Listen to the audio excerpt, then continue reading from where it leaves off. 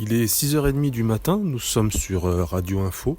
Nous sommes en présence de Régis Fouillon, que nous avons convoqué pour s'expliquer sur ce bad buzz dont il est l'auteur.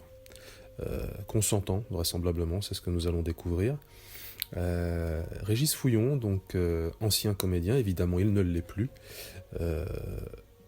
Déjà la crise du Covid avait fait son œuvre, elle avait déjà bien travaillé sur ce sujet, mais là définitivement en fait je pense que l'ensemble de la profession s'est dressé contre vous, Régis Fouillon, suite en fait à la parution donc sur un réseau social que je ne nommerai évidemment pas, d'une image.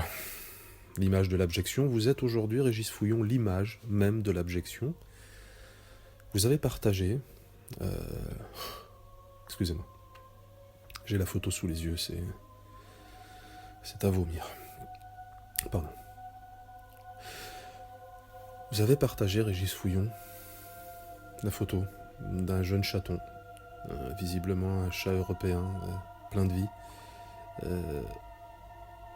Nos auditeurs nous racontent que ce chat s'appelle Joko. Vous avez fait... Cette photo montre le jeune Joko en train de boire de la bière. Vous avez partagé cela, Régis Fouillon.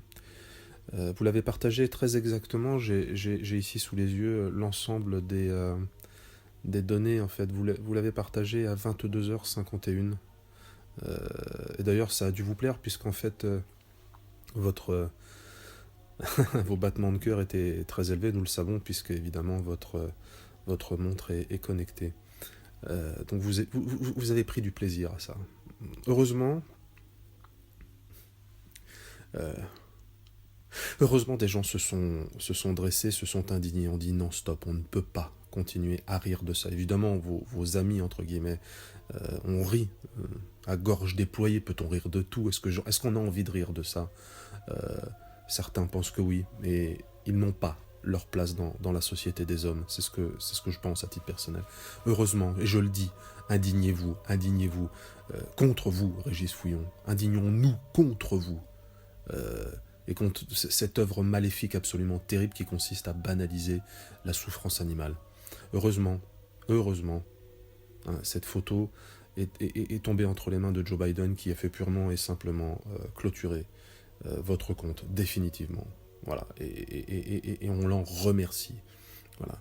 On remercie aussi Greta Thunberg, qui s'est, elle, également indignée, et qui a dit ces mots que nous avons quelque part tous envie d'entendre, mais qu'on le noie dans une barrique de bière.